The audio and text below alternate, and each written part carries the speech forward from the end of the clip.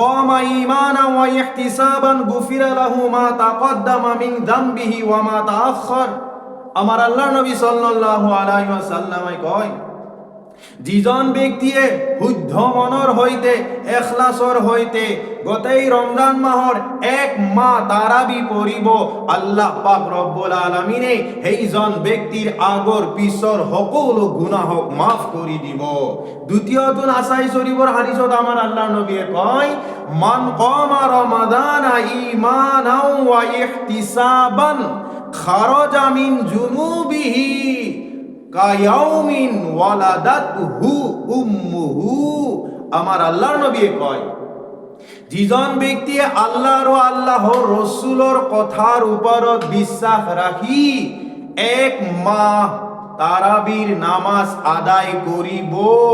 সেইজন ব্যক্তি গুনাহর পৰা এনেকৈ পাক সাব হব ওয়ালাদাতহু উম্মুহু যেনেকৈ তেওঁ আজিয়ে মাৰ গৰ্ভৰ পৰাই জন্ম পালে। যিয়ে তাৰাবি নামাজ পঢ়িব